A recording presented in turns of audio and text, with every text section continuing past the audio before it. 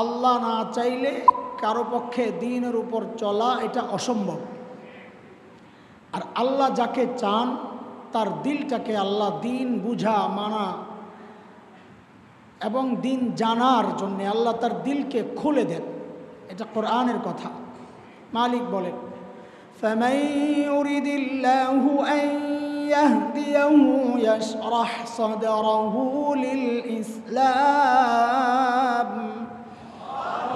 وَمَن يُرِدْ أَن يُضِلَّهُ يَجْعَلْ صَدْرَهُ ضَيِّقًا حَرَجًا كَأَنَّمَا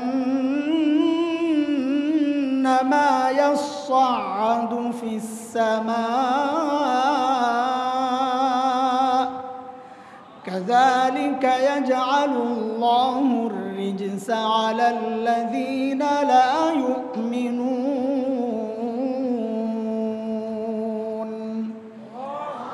এই আয়াতে রব্বে করিম এই কথাগুলো বলেছেন।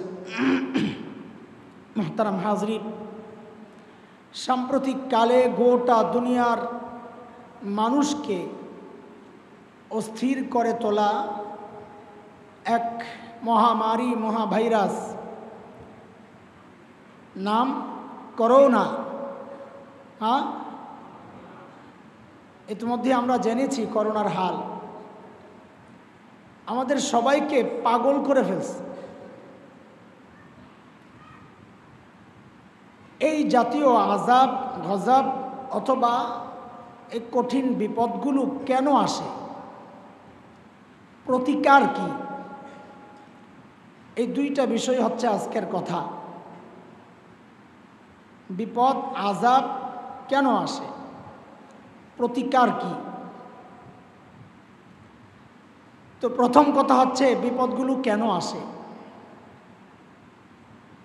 বিপদ আসার দুইটা কারণ।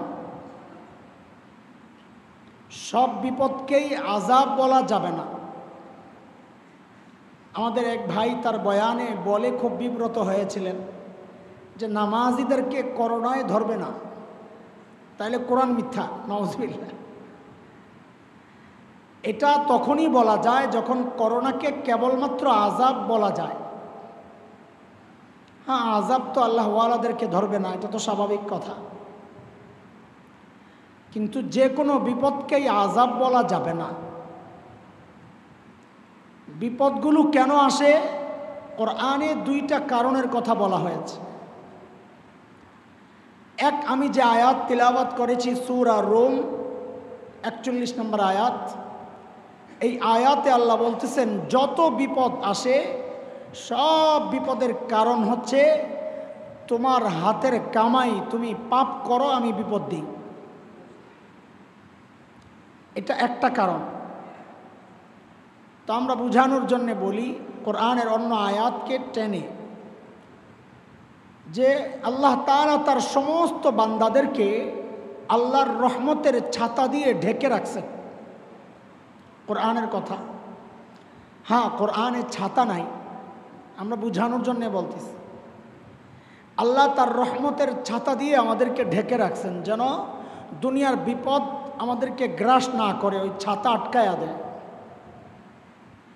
আল্লাহ বলতেছেন কোরআনে, লাহু মুআক্কিবাতুম মিন বাইনি ইয়াদাইহি ওয়া মিন খালফিহি يحفظونه من أمر الله إن الله لا يغير ما بقوم حتى يغيروا ما بأنفسهم। আল্লাহ বলেন আমি আমার রহমতের ছাতা দিয়ে তোমাদেরকে ঢেকে রাখছি। ইয়াহফাজুনা, ফেরেশতারা হেফাজত করে, বেষ্টনী তৈরি করে রাখছে যেন দুনিয়ার বিপদ আমাকে গ্রাস না করে। তারপরেও আমরা বিপদে পড়ি কিনা? কেন?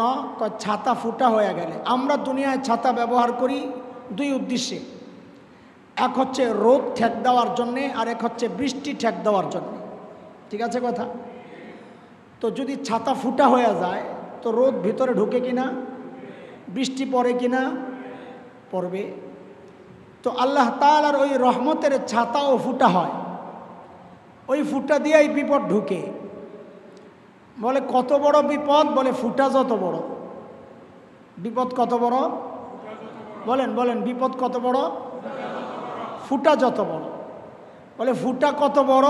বলে তুমি গুনাহ কত বড় করছো, গুনাহ দিয়া আল্লাহর রহমতের ছাতা ফুটা হয়ে যায়। এটা আমার কথা না, আর কারণে কেন আসে? এই জন্য আমাদের বড়দের একটা কথা, যে গুনাহ ছাড়তে চাও তো একটা সহজ রাস্তা এটা, যে তোমার দুনিয়ার বিপদগুলোর দিকে তাকাও, তাকাই দিলে দিলে চিন্তা করো এই বিপদ কেন আসছে? আমার গুনার কারণ। বিবি কথা শোনে না, এক বিপদ কেন হয়েছে? আমার গুনার কারণ। সন্তান কথা শোনে না, কারণ কি? গুনার কারণে। অভাব যায় না, কারণ কি? আমার গুনাহ। এভাবে যদি বিপদের দিকে তাকাই তো গুনাহ ছেড়ে দেওয়া সহজ হয়ে যায়। সমস্যা উল্টা, এখন যুগ পাল্টাইছে। ও আগে আমরা দেখছি হারিকেন জ্বালাইলে, কপি জ্বালাইলে আগুন কোন দিকে থাকতো? উপরের দিকে থাকতো।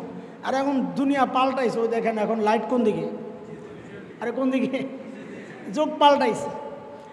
এখন সমস্যা হইল বিপদ থেকে বাঁচার জন্যে আল্লাহর সিদ্ধান্ত একটা, আর আমরা খালি মৌলবীর পিছনে ঘুরি, মৌলবীর পেট মোটা করার জন্যে, পেট মোটা করার জন্যে, পকেট ভারী করার জন্য।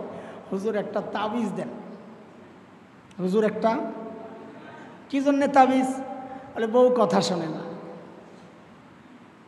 আরে ভাই, বউয়ের সাথে তোমার মিল নাই? না নাই, একটা তাবিজ দেন। বলে ভাই তাবিজ বড়টা তোমার দরকার, তাইলে কেন? তোমার বউ তোমার কথা শোনে না, তো তাবিজের সাইজ যদি একটু হয়, তুমি তোমার রবের কথা শোনো না, তোমার তাবিজের সাইজ তো 1000 তালা মতো এরকম একটা হওয়া দরকার। তুমি তোমার মালিকের কথা না শুনলে দুনিয়ার কেউ তোমার কথা শুনবে না। দিলে দিলে মিলায় কে? আরে ভাই, প্রত্যেকটা জিনিসকে জোড়া দেওয়ার তৃতীয় আরেকটা জিনিস আছে। কাপড়ে কাপড়ে জোড়া দিছি কি দিয়া? সুতা দিয়া। কাঠে কাঠে জোড়া দিছি কি দিয়া? আঠা আর লোহা দিয়া। ইটে ইটে জোড়া দিছি কি দিয়া? সিমেন্ট বালু দিয়া। আল্লাহ বলেন বান্দারে, দিলে দিলে জোড়া দেওয়ার জন্য এরকম তৃতীয় আরেকটা জিনিস আছে, ওইটা ছাড়া দিলে দিলে জোড়া দেওয়া যাবে না। ওই তৃতীয় জিনিস কি? আল্লাহ সব কোরআনে বলে দিয়েছেন। সূরা মারিয়ামের শেষ দিকে আসছে, মালিক বলেন ইন্নাল্লাযীনা আমানু ওয়া আমিলুস সালিহাত সায়াজআলু লাহুমুর রাহমানু উদ্দা। আল্লাহ বলে বান্দা তোর ঈমান ঠিক কর, আমল ঠিক কর, পারস্পরিক মহব্বত আমি আল্লাহ তৈরি করে দেব। আমরা ঘুরি তাবিজের পিছনে। আল্লাহ বলে তাবিজ দিয়ে মহব্বত তৈরি হবে না। মহব্বত তৈরির তৃতীয় যে জিনিসটা, দুই দিলকে জোড়া লাগানোর যে ব্যবস্থা আল্লাহ নির্দিষ্ট করে দিয়েছেন, বিকল্প কোনো রাস্তা নাই, সেটা হচ্ছে ঈমান ঠিক করো, আমল ঠিক করো, বিপদ যাবে না। আমাদের অনেক ভাই আছে এই কথা বললে মনে মনে চিন্তা করে, বউরে 20,000 টাকা দামের একটা শাড়ি দিলেই তো কাইত, সবচাইতে লেটেস্ট মডেলের একটা 3 পিস দিলেই তো কাইত, শাশুড়িরে কিছু ধরাই দেবো, বউরে কিছু ধরাই দেবো, সব সোজা, এরকম মনে করে অনেকে। এটাও অন্য জায়গায় হাঁটতেছে, পানি পরে 1 ফুটা দিয়া বন্ধ করে আর 1 ফুটা, পানি পরে উপরে দিয়া বন্ধ করে জানালা, হইল কিছু? বলেন বলেন। আল্লাহ বলেন তুই কি করবি রে? বলে 20,000 টাকার শাড়ি দেবো বউরে। মাত্র 20,000?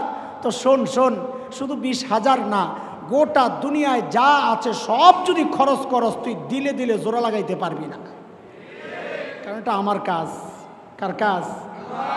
আল্লাহ এটাও কোরআনে বইলা দিয়েছেন। আল্লাহ জানেন আমাদের মানসিকতার খবর, সব জানায়া দিয়েছেন। আল্লাহ বলতেছেন وَأَلَّفَ بَيْنَ قُلُوبِهِمْ لَوْ أَنفَقْتَ مَا فِي الْأَرْضِ جَمِيعًا مَا أَلَّفْتَ بَيْنَ قُلُوبِهِمْ وَلَكِنَّ اللَّهَ أَلَّفَ بَيْنَهُمْ ইন্নাহু আজিজুন হাকীম।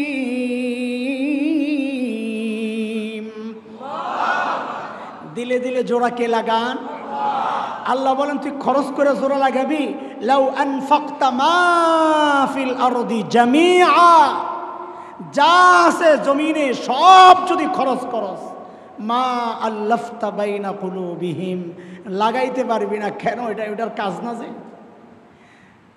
দিলে দিলে জোড়া লাগানো, ওয়ালাকিন্নাল্লাহ আল্লাফা বাইনাহুম, এটা আমার কাজ, এটা আমার কাজ। তো দোস্ত মুহতারাম, সমস্ত বিপদগুলো আসে দুই কারণ। এক কারণ হচ্ছে আমার রহমতের ছাতা আমি গুনাহ দিয়া ফুটা করছি, ওই ফুটা দিয়া বিপদ ঢুকে যায়।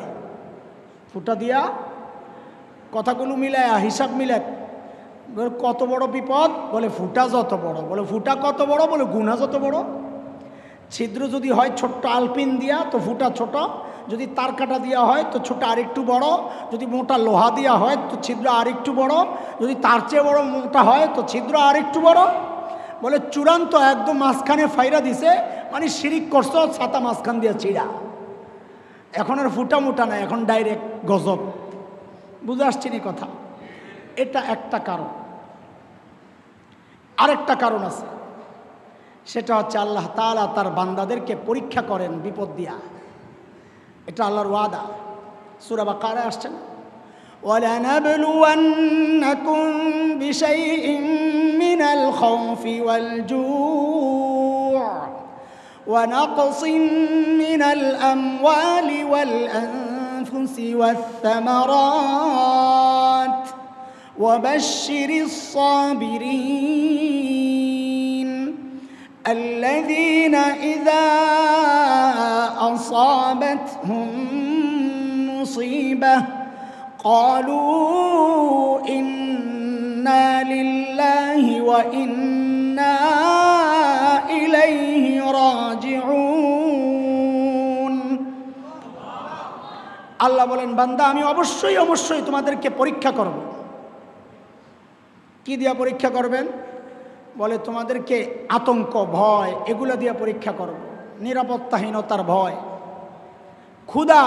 ক্ষুধার কষ্ট, এটা দিয়ে পরীক্ষা করব। তোমার সম্পদ নষ্ট হয়ে যাবে, জানের ক্ষতি হবে, জীবন চলে যেতে পারে, অসুস্থ হইতে পারো। ওয়াসসামারাত, ফল ফলাদিও নষ্ট হবে। সব কিছু নিয়ে আমি তোমাকে পরীক্ষায় ফেলতে পারি। তো আল্লাহ তাআলা নবীকে বলতেছেন, নবী আমার, এই পরীক্ষায় যারা পাশ করবে এদেরকে আপনি জান্নাতের সুসংবাদ দিয়ে দেন। তাহলে বিপদ আসার আরেকটা কারণ হইল আল্লাহ তাআলা পরীক্ষা নেন। আগের বলছি বিপদ কত বড়, বলে ছিদ্র যত বড়। মনে আসেনি কথা? বিপদ কত বড়, ছিদ্র যত বড়, বলে ছিদ্র কত বড়, গুনাহ যত বড়। আর পরীক্ষার ক্ষেত্রে বিপদ কত বড়, বলে তুমি মানুষ যত বড়।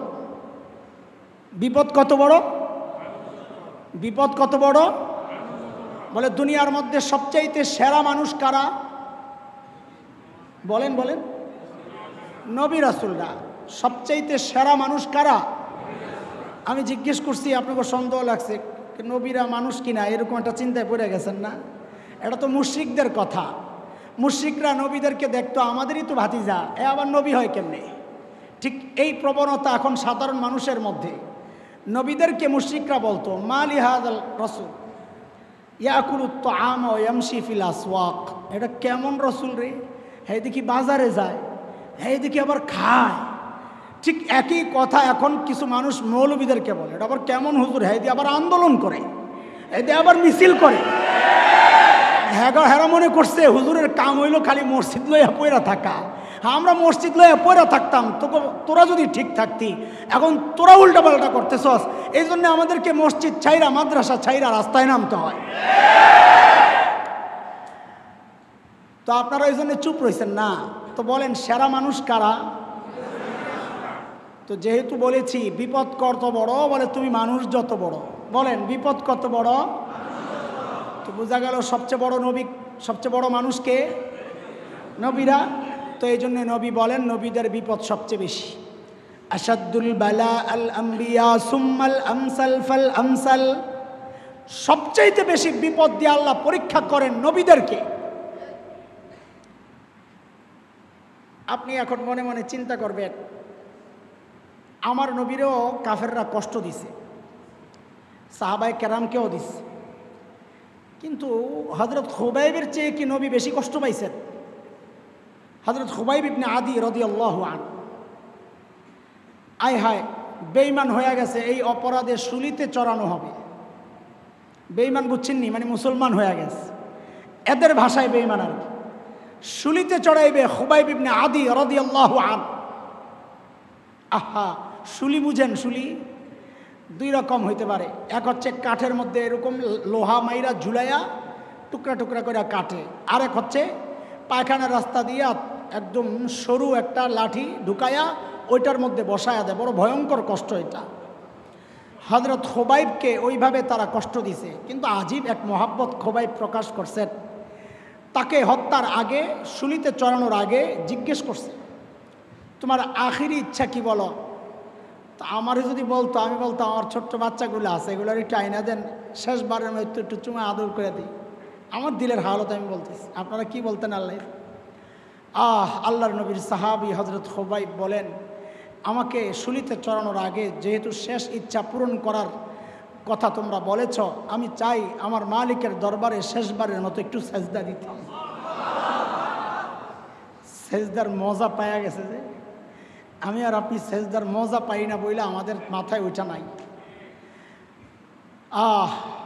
হযরত খুবাইব নামাজ পড়তেছেন। সাহাবী হযরত সাঈদ ইবনে আমের আল জুমাহি রাদিয়াল্লাহু আনহু এই ঘটনা বর্ণনা করেন। সময় তো বেশি নাই, আবার ওই দিকে গেলে সময় দেরি হয়ে যাবে। হযরত সাঈদ ইবনে আমের তখনও মুসলমান হন নাই, হিজরতের পরের কথা, মুসলমান হন নাই। তো তিনি বলেন, আমিও দেখতে গেছি, শুনলাম একটা বেঈমানরে শুলিতে চড়াবে, দেখে আসি। তো তাই যায়া দেখি এই কারবার। বলে লোকটা নামাজে দাঁড়াইলো, আমি অবাক। মৃত্যু পরোয়ানা যার সামনে, সে এইভাবে ইতমিনানের সাথে নামাজ কেমনে পড়তেছে, নিশ্চিন্তা একদম নিবিড় নামাজ পড়তেছে। অথচ নামাজ শেষ করে হযরত খুবাইব কি বলতেছেন? বলতেছেন, আমি তাড়াতাড়ি নামাজ পড়লাম যেন তোমরা এটা না বলো যে আমি মৃত্যুর ভয়ে টালবাহানা করতেছি। তো তাদের তাড়াতাড়ি নামাজের এই হাল দেখছেন নি কারবার। হযরত খুবাইবকে শেষ বলা হইল, বলো তুমি একবার ইয়েস বলবা, নাম, হ্যাঁ, তোমারে ছেড়ে দেব। বলে কিসের নাম? বলে তোমার জায়গায় তোমার নবীকে আইনা শুলিতে চড়াবো, এটা তুমি খালি হ্যাঁ বলবা, তোমারে ছেড়ে দেব। হযরত খুবাইব কি বাংলাদেশিদের মতো আশেকে রাসূল? হযরত খুবাইব জানেন নবী মদিনায় এমন আশিকদের মধ্যে থাকেন যারা নবীকে ভালোবাসেন জিলাপি খাওয়ার জন্যে না, যারা নবীকে ভালোবাসেন রক্ত দেওয়ার জন্যে, যারা নবীকে ভালোবাসেন কল্লা দেওয়ার জন্যে। মুসলমান, আজকে এই দৃশ্য দেখার দুর্ভাগ্য হয়েছে। বাইতুল মুকাররম আজকে তো চিল্লাইতে চিল্লাইতে জান শেষ, জুমায় চিল্লাইছি, মিছিলে চিল্লানি, আবার আরেক বয়ান, এখন আবার যাইবে আরেক জায়গায়, আজকে শহীদ হয়ে যাবো, যা করে আল্লাহ। চিল্লাইতে চিল্লাইতে শেষ। ঠিক মিছিল শেষ করে আসার সময় দেখি সুবহান আল্লাহ, বেটা বেটি, যুবক যুবতী সব একখানে, হাতে লোটা বদনা, দূরের থেকে আসছে বুঝাই যায়। তো কি এগুলো? আবার দেখি এখানে পতাকা লাগানো, বুঝছি বুঝছি মদিনার পতাকা লাগানো, বুঝছি এরা হইল সিন্নিওয়ালা আশেকে রাসূল, ঈদে মিলাদুন্নবী উদযাপন করতে আসছে। অথচ আজকে মুসলমানের কলিজায় আগুন, আজকে মুসলমানের কলিজায় আগুন। আমার নবীকে নিয়ে কি বাজে বাজে কথাগুলো তারা লিখতেছে, আমি বলতেও পারবো না এগুলা কি লিখতেছে, আপনাদেরকে এগুলা বলাও দরকার নাই। আমার নবীকে নিয়ে নানান বাজে কথা তারা বলতেছে। হ্যাঁ, কে বলতেছে? আল্লাহ ফ্রান্সের ম্যাক্রো কি, আমার নবীর নাম কি? মুহাম্মদ সাল্লাল্লাহু আলাইহি ওয়াসাল্লাম। ও আগের বয়ানে বলে আসছে এই কথাটা। আমার নবীর নাম কি? মুহাম্মদ সাল্লাল্লাহু আলাইহি ওয়াসাল্লাম। মুহাম্মদ মানে যিনি প্রশংসিত। যারা বদনাম করবে কয় কর, কতক্ষণ করবি, কইরা কার বদনাম করলি, কয় যিনি সবচেয়ে বেশি প্রশংসিত। আল্লাহ কি নাম রেখে দিয়েছেন, আল্লাহু আকবার। কাফেররাও আটকায় গেছিল। বুখারীর রিওয়ায়াত, বাজারে যায় যায় বলে, এই মুহাম্মদের কাছে যাইস না, আসতে একটা পাগল, নাউজুবিল্লাহ। তো পাবলিক কয়, কিরে ভাই, যারে পাগল কইলেন, হ্যাঁ, আবার মুহাম্মদ কেমনে হয়, অতি প্রশংসিত কেমনে হয়, আবার অতি প্রশংসিত পাগল হয় কেমনে? তোমার নেতারা বৈশা সিদ্ধান্ত নিছে, না রে নামটা পাল্টাই দেব। তো সিদ্ধান্ত নিয়ে নাম রাখছে নতুন নাম, মুজাম্মাম, যিনি সবচেয়ে বেশি নিন্দিত। তো বাজারে যায় বলতেছে, এই মুজাম্মামের কাছে যাইস না, কিন্তু একটা পাগল। পাবলিক মুজাম্মাম কেডা? পড়ছে আরেক বিপদে। আল্লাহ তার নবীর নাম অমনি ফিট করে রাখছেন, আর ম্যাক্রোর নামও আল্লাহ অমনি ফিট করে রাখছেন। নবীর দুশ্মনের নাম কেমনে চামে চামে মিলে গেছে দেখেন। কালকা দেখি আরবিতে লেখার সময় এটার ম্যাক্রো না, এটা মাকরু হয়ে গেছে। আরে আরবি দিয়া যখন ম্যাক্রো লেখছি দেখি এটা কি মাকরু, মাকরু মানে অপছন্দনীয়। এইবার সারাদিন প্রশংসা করেন, বলে ভাই কার প্রশংসা করলা? ওই যে একটা অপছন্দনীয় ব্যক্তি তার প্রশংসা করছি। আমার নবীর বদনাম করবা, বলে কার বদনাম করলা? বলে ওই যে অতি প্রশংসিত তার বদনাম করছি। আল্লাহু আকবার কর। হযরত খুবাইব ইবনে আদি রাদিয়াল্লাহু তাআলা আনহা কাফেররা আয়েশা বলে, এ খুবাইব তোমার জায়গায় নবীরাই না চড়াবো, তুমি খালি একবার হ্যাঁ বলবা তাইলে তোমাকে ছাইড়া দিব। হযরত খুবাইব জানতেন নবী মদিনায় আশিক বাংলাদেশের আশিকদের মধ্যে থাকেন না, নবী তো মদিনায় ওই আশিকদের মধ্যে থাকেন যারা নিজের জীবন 1000 বার দিতে প্রস্তুত, কিন্তু নবীর গায়ে একটা কাঁটা বিঁধবে এটা বরদাস্ত করতে প্রস্তুত না। আর নবীর আশিক উহুদের ময়দানে খবর ছড়ায় গেছে আল্লাহর নবী শাহাদাত বরণ করেছেন। মদিনায়ও খবর পৌঁছে গেছে। এক পাগলনি দৌড়ায় দৌড়ায় যার সাথে দেখা হয় বলে, ভাই আমার নবীর খবর কি? যার সাথে দেখা হয় বলে, ভাই নবীর খবর কি? এক কাফেলার সাথে দেখা, বলে ভাই নবীর খবর কি? বলে আমরা জানি না, কারণ মুসলমান 2 ভাগ হয়ে গেছে, মাঝখানে উহুদ পাহাড়, মাঝখানে উহুদ ময়দান, এক পাশে পাহাড় এক পাশে মদিনা, মাঝখানে কাফেররা ঢুকে গেছে। ময়দানের এক পাশে নবী এবং কিছু সাহাবী, আরেক পাশে কিছু সাহাবী। যেই সাহাবীরা মদিনার ধারে ছিল ওরা মদিনার দিকে চলে গেছে, ওই এদের সাথে সাক্ষাৎ হইতেছে। জিজ্ঞেস করে, রে ভাই নবীর খবর কি বলো? বলে নবীর খবর তো জানি না, তিনি তো ময়দানের ওই ধারে। তবে একটা খবর শোনো, আমাদের সাথে তোমার স্বামী তো জেহাদ করতেছিলেন, তোমার স্বামী কিন্তু শাহাদাত বরণ করছে। পাগলটির কোনো খবর নাই, দৌড়ায় দৌড়ায় সামনে আরেক কাফেলার সাথে সাক্ষাৎ। জিজ্ঞেস করে, রে ভাই আমার নবীর খবর কি? বলে নবীর খবর তো জানি না, কিন্তু তোমার সন্তানের কথা কিন্তু জানি, সে কিন্তু শাহাদাত বরণ করছে। মায়ের কাছে কলিজার টুকরা হারানোর চেয়ে ব্যথা আর কি হইতে পারে বলেন? পাগলনি দৌড়াইয়া ঘুইরা যায় পাহাড়ের পাদদেশে, যেই জায়গায় নবী অবস্থান করতেছিলেন সাহাবায়ে কেরামের কর্ডনের ভিতরে। দৌড়াইয়া যায় নবীর সামনে যায় পয়রা বলে, ইয়া রাসূলুল্লাহ, আসার সময় স্বামীর শাহাদাতের খবর শুনেছি, সন্তান কলিজার টুকরার শাহাদাতের খবর শুনেছি। ওগো আল্লাহর হাবিব, আপনাকে জীবিত পায়া হাবিব আমি আমার পেছনের সব কষ্ট ভুলে গেলাম। আরে ভাই আশিক কারে কয় দেখো। হযরত খুবাইব ইবনে আদি ওই কথাই জানায়া দিলেন, আরে কি বলস, আমার জায়গায় নবীকে বসাবি? তিনি জানতেন এটা অসম্ভব, তার জন্য জায়েজ ছিল হ্যাঁ বলা, কিন্তু তিনি তো আমাদের মতো আশিক না। তিনি জানায়া দিলেন, এরে পাগলের দল, কি বলস তোরা, আমার জায়গায় নবীকে বসাবি থাক দূরের কথা, এর পরিবর্তে আমার হাবিবের পায়ে একটা কাঁটা বিঁধবে, আমি খুবাইব ওইটাই বরদাস্ত করতে পারবো না, তার চেয়ে আমাকে 1000 বার শুলিতে চড়া আমার কোনো আপত্তি নাই। এটা তো সাহাবীরা নবীরে দেখে ওই মহব্বতটা কোন লেভেলের ছিল, আমাদের মতো ওই রকম কম মহব্বতওয়ালা নবীর উম্মতরে দেখলেই তো বোঝা যায়। এই 1400 বছর পরেও যদি আমার মতো নাখান্দা, যার মধ্যে সুন্নত নাই, মহব্বত কি আছে ঘোড়ার ডিম, তারপরেও আমার মতো নাখান্দারে যদি বলে তোর নবীরে গালি দেবো অথবা তোরে মারুম কুন্ডা করবি, আমি তো বলবো আমার একবার কেন, আমার শরীরের নিচের থেকে তুই টুকরা টুকরা করতে করতে মাথা পর্যন্ত যা, তাও তোর দোহাই লাগে আমার নবীরে তুই একটা গালি দিতে পারবি না। আমার সন্তানরা টুকরা টুকরা কর, তাও আমি রাজি, কিন্তু আমার নবীরে গালি দিতে পারবি না, কারণ এটা আমার ঈমান। আল্লাহ বলেছেন ঈমান যদি ওই রকম না হয় তুই ঈমান না। কুল ইন কানা আবাউকুম ওয়া আবনাউকুম ওয়া ইখওয়ানুকুম ওয়া আজওয়াজুকুম ওয়া আশীরাতুকুম ওয়া আমওয়ালুন ইকতারাফতুমুহা ওয়া তিজারাতুন তাখশাউনা কাসাদাহা ওয়া মাসাকিন তারদাউনাহা আহাব্বা ইলাইকুম মিনাল্লাহি ওয়া রাসূলিহি ওয়া জিহাদিন ফি সাবিলিহি ফাতারাব্বাসু হাত্তা ইয়াতিয়াল্লাহু বিআমরিহি ওয়াল্লাহু লা ইয়াহদিল কওমাল ফাসিকিন।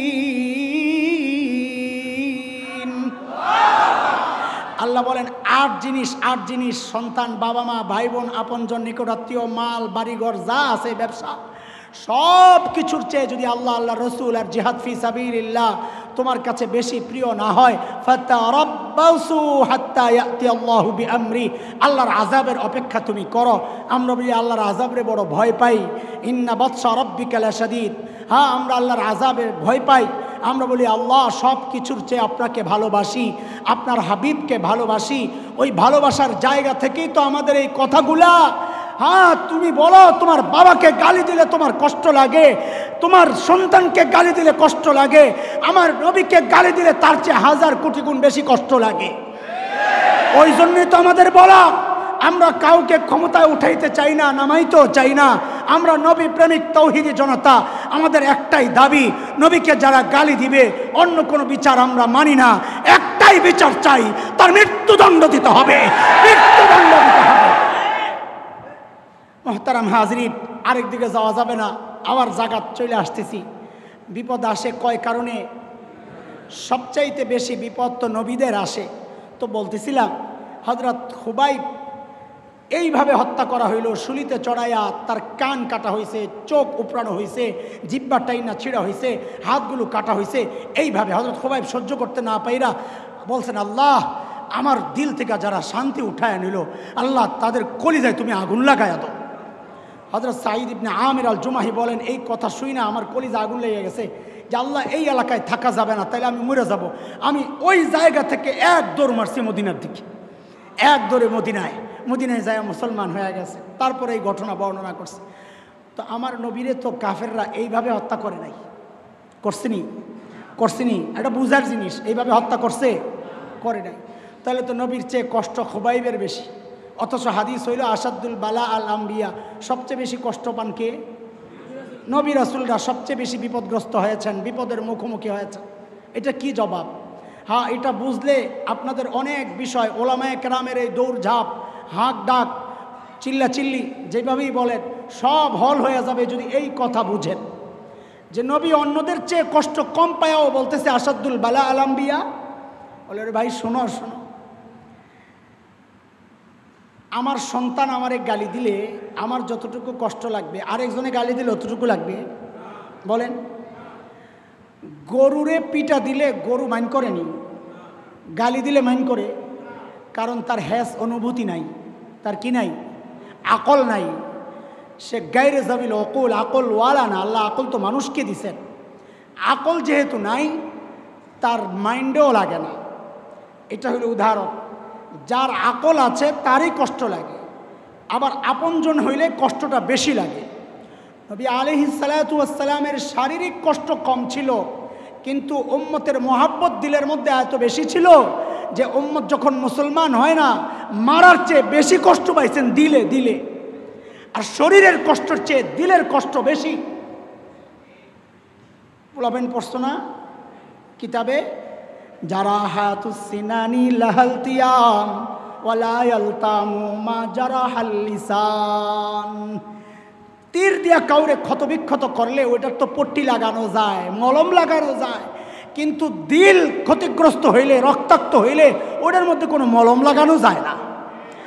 নবীর এত পেরেশানি, এটাই নবীর সবচাইতে বেশি কষ্টের কারণ। শারীরিক কষ্ট সাহাবায়ে কেরামের চেয়ে বেশি হয়েছে, অন্য নবীদের আরও বেশি হয়েছে, কিন্তু নবীর মহাব্বতও বেশি ছিল, যার কারণে কষ্টটাও বেশি ছিল। বুঝে আসছে না কথা? এক কারণ, মুসিবতের কারণে বিপদ আসে, আযাব আসে গুনাহের কারণে। আরেকটা হইল আল্লাহ তাআলার পক্ষ থেকে পরীক্ষা। এখন বিষয় হচ্ছে কোনটা পরীক্ষা কোনটা আযাব কেমনে বুঝব? আব্দুল কাদের জিলানী রহমতুল্লাহ আলাইহি চিনেননি আপনারা? কে? ডেক বাবা? হ্যাঁ, বহু পাবলিক আছে যে জিজ্ঞেস করেন যে আব্দুল কাদের জিলানী ছিল। হ্যাঁ, ডেক বাবা। এরা মনে করে খাজা মঈনুদ্দিন চিশতি আর আব্দুল কাদের জিলানী মানে এখন আমি সিন্নি করতে হয়, এটাই চিনে, আর কিছু চিনে না। আব্দুল কাদের জিলানী বড় মুহাদ্দিস ছিলেন, বড় ফকিহ ছিলেন। আব্দুল কাদের জিলানী রহমতুল্লাহ আলাইহি বলেছেন, কোনটা আযাব কোনটা পরীক্ষা কেমনে বুঝবা? তো আয়াত থেকেই তো বোঝা যায়। তিনি বলেন, আয়াত থেকেই তো বোঝা যায় যেটা পরীক্ষা। কেমনে বুঝবো? বলে বিপদ আসলে যদি বলে ইন্না লিল্লাহি ওয়া ইন্না ইলাইহি রাজিউন, সব আসছে কার থেকে? যদি বলে আল্লাহর থেকে আসছে তো বোঝা যাবে এটা তার জন্য পরীক্ষা। আর যদি বলে না এই বিপদ আমরা ঠেক দিব, প্রতিরোধ করব, করোনা আমাদের কাছে দুর্বল, আমরা করোনার চেয়ে শক্তিশালী, বোঝা গেল এটা তার জন্য পরীক্ষা না, এটা তার জন্য গজব। যদি বলে মসজিদে আসলে ওয়াজ মাহফিল হইলে করোনা ছড়ায়া যাবে, সিনেমা হল খুলে দাও, তো বোঝা গেল তার জন্য এটা পরীক্ষা না, এটা গজব। বুঝে আসছে কথা? থাক আর কমু না, তাইলে আবার অনেকে খেপা যাবে। আমি এই জায়গায় বলতে চাই না, অন্য কথা বলার জন্য কথাগুলো বলতেছি, সাজায় আনতেছি, গুছায় আনতেছি। বিপদ আসে কয় কারণে? এই দুই কারণ যা বলার বললাম। বাঁচার উপায় কি? বিপদ থেকে বাঁচার উপায় কি? তো এখন তো করোনা থেকে বাঁচার জন্যে মাস্ক লাগাইতেছে। আপনাদের তো দেখি না, মাশাআল্লাহ। আমি তো ধানমন্ডি থাকি, এরা বেশি ভয় পায়। মাঝে মধ্যে তাকায় তাকায় হাসি, দেখি যে মাস্ক একটা না, দুইটা না, তিনটা দেখা যায় পুরা। সব ব্র্যান্ডের মাস্ক লাগাইছে, কোনো দিক দিয়ে যেন করোনা ভিতর দিয়ে না ঢুকতে পারে। হাতে গ্লাভস, মাথায় টুপি, জীবনে নামাজ পড়ে না, মাথায় টুপি। যেই ব্যাটারে ওয়াশ করতে করতে শেষ, আপনার বউরে পর্দা করান, বোরকা পরান, শুনলো না, এমন দেখে নিজেই বোরকা পরে। তাও কি কাপড়ের বোরকা না, প্লাস্টিকের বোরকা।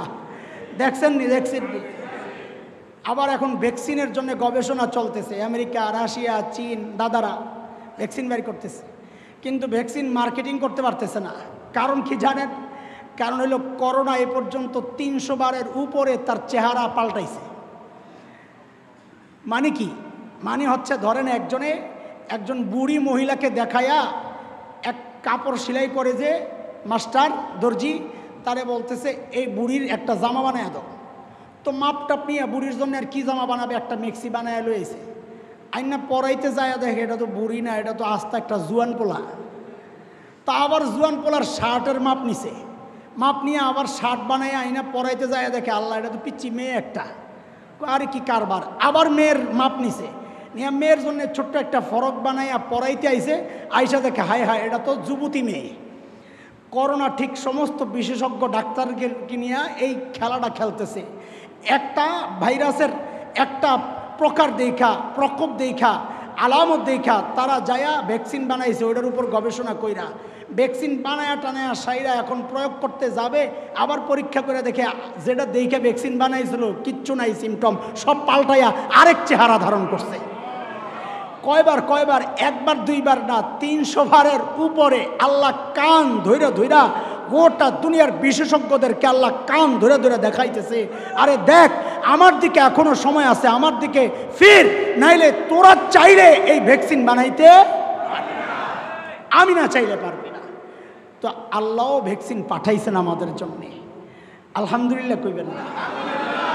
এখন আমাদের জিজ্ঞাসা, আপনি মুসলমান, ভ্যাকসিন কোনটা লাগাইবেন, ভারতেরটা না আরশেরটা? আরে বলেন না, ভ্যাকসিন কোনটা লাগাইবেন, ভারতের না আরশের? বলে আরশের ভ্যাকসিন আবার কোনটা? বলে হ্যাঁ আরশের ভ্যাকসিন আছে। মালিক বলতেছেন ওয়ামা কানা আল্লাহু লিয়ুআযিবাহুম ওয়া আনতা ফীহিম ওয়ামা কানা আল্লাহু মুআযিবাহুম ওয়া হুম ইস্তাগফিরুন। আল্লাহ বলেন বান্দারে খালি করোনা না, যত আযাব আর গজব আছে সমস্ত আযাব আর গজবের জন্যে আমি কিয়ামত পর্যন্ত ভ্যাকসিন দিয়ে দিলাম। রূপ যতই পাল্টাক আমার ভ্যাকসিন একটাই, লাগায়া দিবি, সাথে সাথে ভালো হয়ে যাবে। যত চেহারা পাল্টাক, এরা তো চেহারায় 300 বার পাল্টাইছে, হ্যাঁ মাথা খারাপ। আল্লাহ কয় কিয়ামত পর্যন্ত খালি করোনা না, যত আযাব আর গজব আছে সব আযাব আর গজবের জন্য আমার ভ্যাকসিন দুইটা। যত চেহারা পাল্টাক আমি একবারে দিয়ে দিছি, কিয়ামত পর্যন্ত লাগায়া দিবি, যত রকমের আযাব আর গজব আছে সব ফিনিশড হয়ে যাবে ইনশাআল্লাহ। আরশের ভ্যাকসিন কয়টা? আরে বলো ভাই বলো, আরশের ভ্যাকসিন কয়টা? আহা কি সোজা কথা। 1 নম্বর ভ্যাকসিন আল্লাহ বলতেছেন ওয়ামা কানা আল্লাহু লিয়ুআযিবাহুম ওয়া আনতা ফীহিম প্রিয় হাবিব আমার, আপনার ইজ্জত, আপনার মোহাব্বত আমার এত বেশি, এত বেশি। হাবিব, আপনি যতদিন থাকবেন ওয়া আনতা ফীহিম, তাদের মধ্যে আপনি যতদিন থাকবেন হাবিব, আমি তাদেরকে আযাব দিব না, দিব না, দিব না। আমার নবীর ইজ্জত এটা, আমার নবীর সম্মান এটা। বলে তাইলে তো একটা আমরা মিস করলাম না। আরে নবী আসেনি, তা একটা মিস করলাম না। আরে কথা বলেন, দেখা শেষ হয়েছে নি? পিছনের দিকে কি দেখেন আপনারা? নবী আসে না নাই? তাহলে একটা মিস করলাম, তাহলে আমরা ঠকছি না? পরে আইসা কি মনে হয় আল্লাহ করে ঠকাইছে? না না, মিস হয় নাই, মিস হয় নাই। কেন মিস হয় নাই এটা একটু বুঝালো। বিদায় হজের সময় আরাফার মাঠে নবী আলাইহিস সালাম সবাই রে ডাক দিছেন, এই আমার সাহাবীরা শোনো, আমি কি আমার জিম্মাদারি তোমাদের কাছে পৌঁছাইছি ঠিক মতো? কি বলো তোমরা? তো সব সাহাবীরা বলছেন, ইয়া রাসূলুল্লাহ, আপনি আপনার জিম্মাদারি পুরোপুরি আদায় করছেন। নবী আলাইহিস সালাম আল্লাহকে সাথে সাথে সাক্ষী বানাইছেন, আল্লাহুম্মা শাহাদ, আল্লাহুম্মা শাহাদ, তিন দিকে আঙ্গুল উঠাইয়া আল্লাহুম্মা শাহাদ, আল্লাহ আপনি সাক্ষী থাকেন আমি আমার জিম্মাদারি পুরোপুরি আদায় করছি। হযরত জিবরাইল আমিন আসছেন, এসে বলেন, ইয়া রাসূলুল্লাহ, আল্লাহ বলছেন আল্লাহও সাক্ষী আছেন। তো যেহেতু আপনি আপনার জিম্মাদারি পুরোপুরি আদায় করছেন, তা তো আর বাকি নাই কিচ্ছু। তা আল্লাহ স্বীকৃতি দিচ্ছেন, আয়াত নাজিল হয়ে গেছে, আয়াতের অংশ, আল-ইয়াউমা আকমালতু লাকুম দীনাকুম ওয়া আতমামতু আলাইকুম নি'মাতি ওয়া রাদিতু লাকুমুল ইসলাম দীনা। আয়াত নাজিল হয়ে গেছে, আল্লাহ ঘোষণা দিলেন, সুসংবাদ জানায়া দিলেন, আজকে দিন কমপ্লিট, দিন কমপ্লিট। হায়রে এই কথা না শুই না সাহাবায়ে কেরামের মধ্যে আনন্দের ঢেউ, গোটা ময়দানে আনন্দ, খুশি। কেন? এটা মানুষের নেচার। যেই জিনিস অর্জন করতে যত বেশি কষ্ট, অর্জন হওয়ার পর আনন্দও তত বেশি। ঠিক কথা? ইসলাম আজকে দিন কমপ্লিট এমনি তো হয় নাই। কত সাহাবীর জীবন গেছে, কতজন রক্তাক্ত হয়েছেন, শুলিতে চড়েছেন, কলিজা টুকরা টুকরা হয়েছে হযরতে হামজার, হযরতে বিলালের শরীর, হযরতে খুবাইব, খাব্বাব, আম্মার শরীরগুলো টুকরা টুকরা হয়েছে, হযরতে সুমাইয়ার লজ্জাস্থান দিয়া বর্ষা ঢুকায়া তাকে হত্যা করা হয়েছে। সাহাবায়ে কেরাম তো ভুলেন নাই নবীর রক্তাক্ত হওয়ার কথা, নবীর দান শহীদ হওয়ার কথা, সাহাবায়ে কেরাম তো ভুলেন নাই। আয় মালিক, সাহাবায়ে কেরামের মধ্যে আনন্দের ঢেউ। সবাই লক্ষ্য করলেন ময়দানের এক কোনায় কে জানি ঢুকরে ঢুকরে শিশুদের মতো হাউমাউ করে কাঁদতেছে। কিরে ভাই, কে কান্দে? উনি কি আনন্দিত না? দৌড়ায় গেছে, কে কান্দে রে? মাথা উঠায়া দেখে, হায় আল্লাহ, এ তো আর কেউ না, এ তো আবু বকর সিদ্দিক রাদিয়াল্লাহু আনহু। সবার মধ্যে আনন্দ, হাসতেছে, খুশি। একজন কাঁদতেছে, কে? আবু বকর। সাহাবায়ে কেরাম বলেন, আবু বকর, আজকের এই আনন্দের দিনে দিন কমপ্লিট, আপনি কি খুশি না? আবু বকর বলেন, আরে পাগলগুলা, কেন বুঝোস না? দিন কমপ্লিট মানি বুঝছ? আরে দিন কমপ্লিট মানি আল্লাহর হাবিবের চলে যাওয়ার সময় হয়েছে। যেই না আল্লাহ হযরত আবু বকর এই কথা বললেন, পাগলগুলো এতক্ষণ হাসতেছিল, এখন সব ঘোরাঘুরি করে কান্না শুরু করছে। পুরা ময়দানের পরিবেশ পাল্টায় গেছে। সাহাবায়ে কেরাম নবীর মৃত্যুর খবরটা কোনোভাবেই মানতে পারেন না। ওমরের মতো এমন কঠিন শক্ত মানুষটা মৃত্যুর খবর শুই না এসে কী বলছিলেন, কেউ যদি বলে নবী মারা গেছে, লা দরাবতু উনুকা, একদম কল্লা ফালাইয়া দিল। এক সাহাবী পাগল হয়ে দৌড়াইতে দৌড়াইতে এলোমেলো দৌড়ায়, উদ্ভ্রান্তের ন্যায় দৌড়ায়, দৌড়াইতে দৌড়াইতে খেজুর বাগানের ভেতরে ঢুকে গেছে। ঢুকে আর সহ্য করতে না পাইরা বলে, আল্লাহ, যেই চোখ দিয়া প্রিয় হাবিবরে দেখতে পারুম না, আমি এই চোখ চাই না, তুমি ওঠায়া নাও। হাবিবরে দেখতে পারুম না তো দুনিয়ার কিচ্ছু দেখতে চাই না। আল্লাহর সাথে সাথে অন্ধ করে দিয়েছেন। সাহাবায়ে কেরাম তো ওইরকম পাগল ছিল।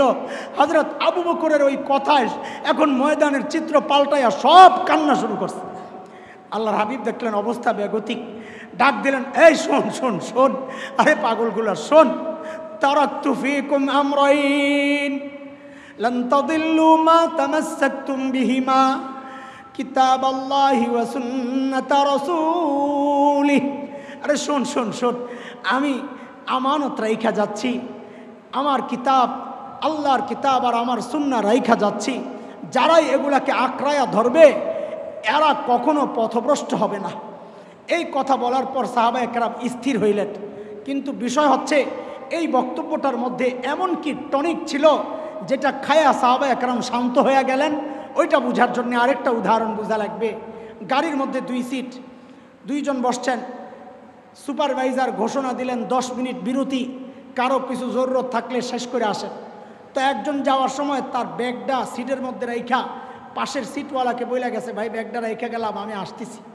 নিচে গেছে, এর মধ্যে আরেক যাত্রী উঠছে, ওইটাই ওই ব্যাগ সরাইয়া বসতে যায়। তো পাশের লোক বলে, আরে ভাই তোমার কি মাথা খারাপ?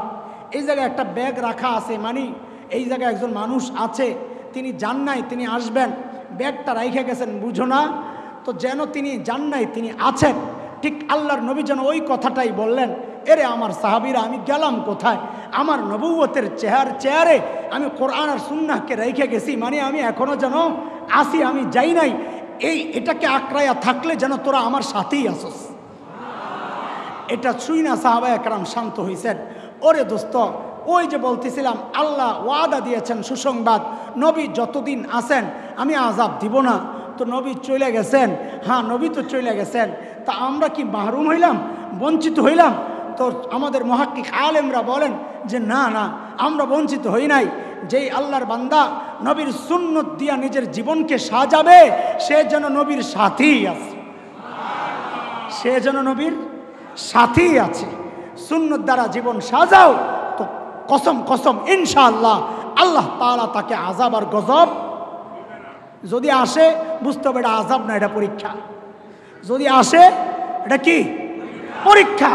ইমানদার যদি বিপদে পড়ে বুঝতে হবে এটা আযাব না, এটা কি? পরীক্ষা। গুনাহগার যদি বিপদে পড়ে বুঝতে হবে এটা পরীক্ষা না, এটা কি? আযাব। বুঝে আসছে কথা? উত্তরণের রাস্তা, ভ্যাকসিন কয়টা বললাম? একটা। এই বিপদ থেকে বাঁচার জন্য ভ্যাকসিন দিয়েছেন আল্লাহ তাআলা। একটা বললাম সুন্নতের জিন্দেগি বানাও, তো আল্লাহ আযাব থেকে বাঁচায়া দিবেন ইনশাআল্লাহ। 2 নম্বর ভ্যাকসিন, ওয়ামা কানা আল্লাহু মুআযিবাহুম ওয়া হুম ইস্তাগফিরুন।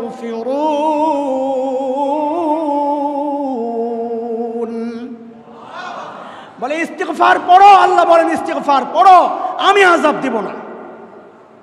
আমি আযাব, ওই যে পিছনে চলেন। আবার বলছিলাম আল্লাহর রহমতের ছাতা দিয়ে আমাদেরকে ঢাইকা রাখছেন না? আমাদের গুনার কারণে ছাতাগুলা ফুটা হয়ে গেছে না? ওই ফুটা দিয়া বিপদ খালি ঢুকে না, মনে আছে তো? বলে ওই ফুটা আটকাইতে চাই। বিপদ থেকে বাঁচতে হইলে কি করতে হবে? ফুটা আটকাইতে হবে। বলে ফুটা আটকাবো কেমনে? বলে ফুটার মধ্যে ইস্তিগফার লাগায়া দাও। ফুটার মধ্যে কি লাগায়া দাও? ইস্তিগফার লাগায়া দাও। সব বিপদ থেকে এই ফুটা দিয়া যত বিপদ আসে ওই ইস্তিগফার আটকায়া দিলে তোমাকে আর কোনো বিপদ গ্রাস করবে না ইনশাআল্লাহ। ইস্তিগফার রে ভাই বড় আজীব এক আমল, বড় আজীব আমল। ছোটবেলায় দেখছেন নি আপনারা, মুরব্বীরা কইতে পারবো, গুলিস্তান আমরা দেখতাম বাটপাড়ের জায়গা, বেশিরভাগ বাটপাড়ের জায়গা। তো ওই জায়গায় ওষুধ ব্যস্ত হালুয়া গোল এরকম বানায়, গাড়ি ঘোড়া কইমা গেলে, এখন তো গাড়ি ঘোড়া বাড়ছে, গাড়ি ঘোড়া বাইরে গেছে। তখন তার এত গাড়ি ঘোড়া ছিল না, একটু রাত্রে হইলেই নীরব হয়ে যেত। তো লোকজনরা এরকম গোল করে কিছু বাটপাররা হালুয়া ব্যস্ত। হালুয়া কোন রোগের হালুয়া? মাথা ব্যথা, জ্বর, সর্দি, কাশি, আমাশা, গিরায় গিরায় ব্যথা, আরও যা আছে সব রোগের এক ওষুধ হালুয়া। এক হালুয়া দিয়ে সব কাম।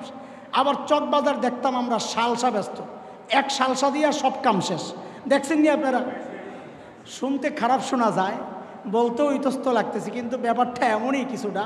এদেরটা বাটপারি, আমাদেরটা বাটপারি না। ঠিক ইস্তিগফার এমন একটা আমল, এক ওষুধ বহু রোগের চিকিৎসা।